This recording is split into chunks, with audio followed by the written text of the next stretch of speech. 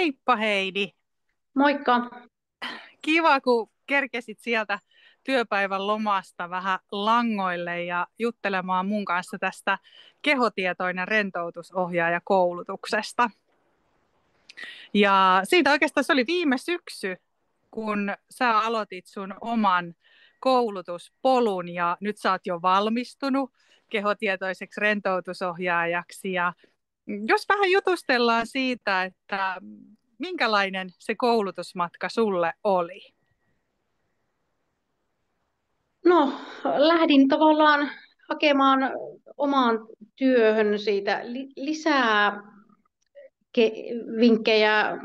Ihmiset tuntuu olevan aika kuormittuneita ja vähän työkaluja sinne. Ehkä jopa voisi pitää jotain rentoutushetkiä, mutta myös se oma palautuminen oli siellä se yksi syy hakeutua sinne koulutukseen, että tietysti jos itse voi paremmin, niin pystyy paremmin hoitamaan myös niitä kohdattavia asiakkaita.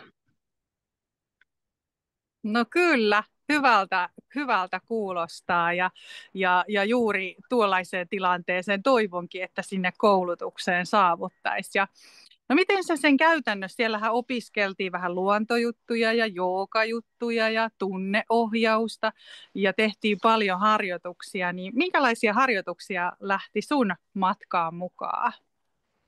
No ainakin just tämä luontoviikonloppu, se oli hyvin antoisa, että mitä kaikkea siellä luonnossa voi tehdä ja mitä se luonto meille antaa. Niin varsinkin tälleen syksyllä, niin se oli kyllä oikein ihana ja palauttava viikonloppu itselle ja mukavia eväitä jäi sieltä myös tulevaisuuteen, mitä voi sitten käyttää asiakkaille ja erilaisille ryhmille. Tuleeko sulle mieleen joku, voi olla siitä osasta tai muustakin, että lähdit sä heti kokeilemaan jotakin tiettyä ohjausmenetelmää tai mallia? No sieltä viimeiseltä käytännön viikonlopulta ainakin ne äänimaljat jäi omaan käyttöön. Maljoja on paljon hankittu ja ehkä itse olen huomannut tuolla luonnossa liikkuessa tulee ihan eri tavalla havainnoitua omaa kehoa ja ympäristöä siellä luonnon helmassa. Hyvä. Ja sitten mä Heidi muistan susta, että koulutuspolun aikana sä teit jonkinlaisia mittauksia omasta hyvinvoinnista. Niin olisiko niistä joku, mitä voisit kertoa? Nyt en edes muista, että mitä meillä Mitä oli. älykellon mittauksia? Ai niin, totta, kyllä, kyllä, joo. Että kyllähän siellä luonnossa ne ja siellä rentoutusviikonloppuna äänimaljojen kanssa, niin stressitasot oli välillä kohollakin, mutta ainakin äänimaljat laski tosi nopeasti älykellon stressitasot lepotilaan. Samoin siellä luonnossa huomaa, että siellä alkaa hengittelemään ihan eri tavalla syviä pitkiä henkäyksiä ja tulee se lepotilaa sinne stressitasomittariin, että ihan käytännössä semmoisia hyviä havaintoja siellä. No mä muistan, että me usein juteltiin ja sun kanssa oli kiva, aina kyseltiin sitä, että no mitäs mittaukset sanoo.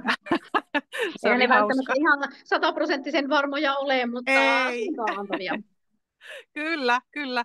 Nimenomaan ja sitten just siihen omaan hyvinvointiin, niin Kyllä. yksi tapa oli katsoa sitä. No hyvä. No sitten hei, mä haluaisin kysyä sulta, kun koulutus on suunniteltu niin, että siellä on tosiaan nämä 2 lähitapaamista ja sitten on 2 verkkotapaamista, niin miten tällainen koulutuspolku toimi sulle? Mun mielestä se oli kyllä tosi hyvä, että siellä tuli tosi kivasti niitä käytännön viikonloppuja, mutta sitten sitä teoriatietoa tuli sitten ne etätapaamiset tai etäkoulutukset oli minun mielestä ihan hyviä suorittaa siellä etänä ja sopivassa suhteessa oli käytäntöä ja sitä teoriaa. Että No minun hyvä. mielestä oikein toimiva konsepti. Mukava kuulla. No mitä sitten sä palasit sieltä ison tämmöisen työkalupakin kanssa kotiin, niin minkälaisia hetkiä ootko sä asiakkaille ehtinyt järjestämään No rentoutushetki? ainoastaan no äänimaljat, että ihan pieniä ryhmiä olen tässä omassa hoitolassa pitänyt ja sitten on tyhjykäyntejä ollut äänimaljoista ja sitten ihan käytännön keskustelua hoitotilanteissa ja vinkkejä jakanut just siitä luonnosta ja että mitä kannattaisi kokeilla. Onpa mahtavaa ja mä muistan, kun koulutukseen kuuluu myös niitä kirjallisia harjoituksia ja yhtenä harjoituksena piti yhtä päivää seurata omassa elämässä, niin mulle jäi mieleen siitä se hyviä havaintoja siitä, että miten se luonto tosiaan näkyy jo heti ikkunasta, kun kurkistaa ja Mm, kuinka paljon tavallaan me ollaankin sen luonnon kanssa tekemisissä. kyllä. Hyvä. No mitäs Heidi, jos nyt joku harkitsee, että tulisi tänne Ajanpuun kehotietoinen rentoutusohjaaja koulutukseen, niin olisiko sulla jotain terveisiä, mitä haluaisit tällaiselle henkilölle kertoa? No ehdottomasti suosittelen, tekisi mieli melkein itse lähteä uudestaan tämmöiselle matkalle, mutta kannattaa mennä ihan jo omaa hyvinvoinnin kannalta ja ryhmät on ollut tosi semmoisia, että monenlaisista lähtökohdista meitäkin oli kouluttautumassa siellä, mutta kaikkien kanssa oli kaikkien tarinat ja eh, oli semmoisia mieleenpainuvia ja meillä oli tosi tiivis ryhmä ja jokainen sai tulla sinne semmoisena kuin on ja lähdettiin kuitenkin hakemaan niitä. Jokaisella oli vähän omat polut, mitä aikoo koulutuksessa hyödyntää tai minkälaisissa tilanteissa, että suosittelen ehdottomasti joko omaan käyttöön, omaan hyvinvointiin tai sitten ihan sinne johonkin ryhmien vetämiseen.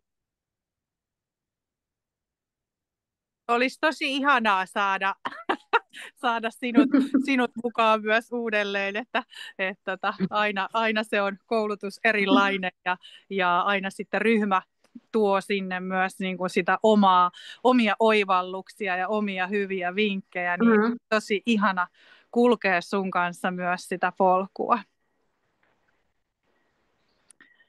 Hyvä, mutta eipä mitään. Me voidaan tässä lopetella nämä terveiset. Ihana, kun kerkesit sieltä mukaan tähän ja jää vielä hetkeksi siihen langoille, niin Joo. laitan vaan täältä tämän tallennuksen pois päältä.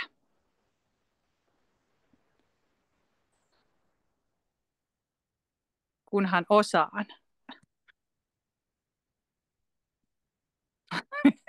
Tuolta. Ei, se olikin tuolta. Stop recording.